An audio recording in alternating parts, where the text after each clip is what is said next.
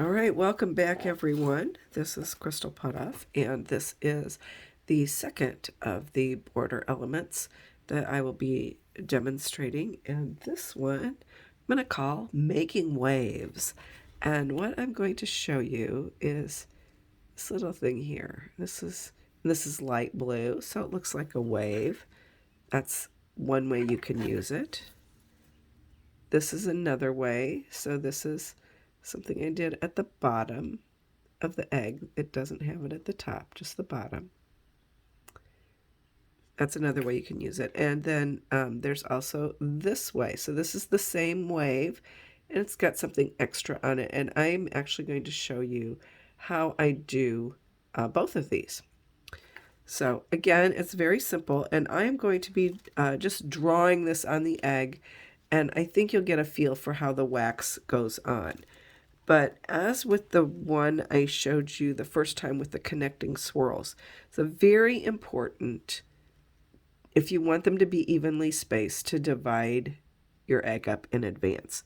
So I have a border here that is like about 1 centimeter across.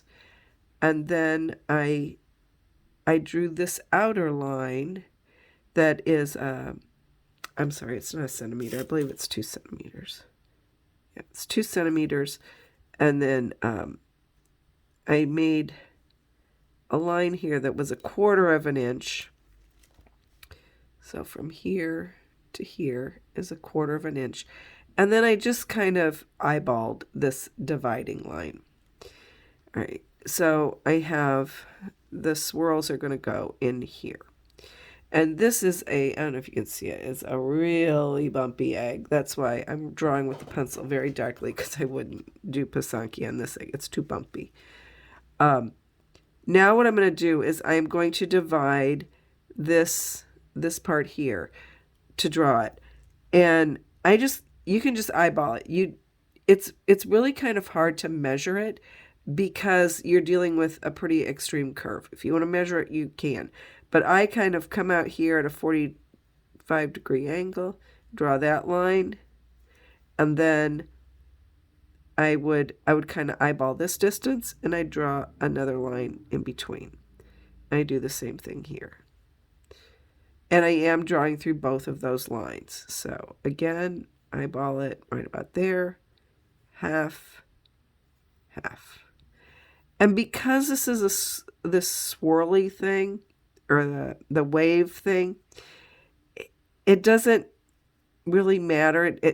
The way it looks, you're not going to be able to tell if it's not exactly the same space, because they're not straight, they're curved. You don't notice that.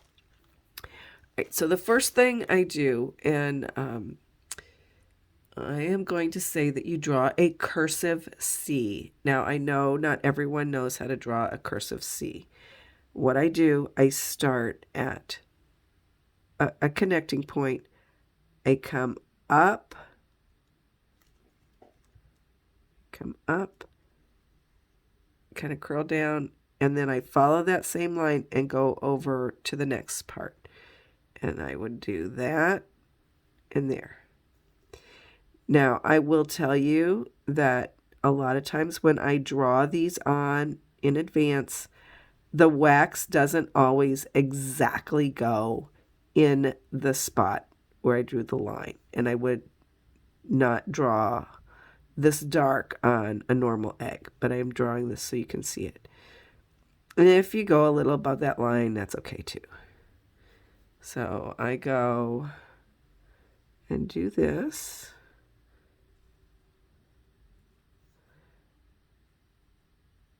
And using that to space it almost all the way around. Okay, so this is the pencil. Now, if I were to do this with the Kiska, then I would pick up the Kiska and I would follow this line like this. I would come here, I would make a little like dot there, and then come down, and then I would fill in this whole area here. And then I would come over here and I would do the same thing. And I would do that all the way around. So you want to take your time when you're doing this so that you're filling it in. So I would do that all the way around the egg. Now, if you want to add this thing here, which I think looks kind of cool, and then I did the dots. I'm not going to demonstrate dots. I think you can figure that one out on your own.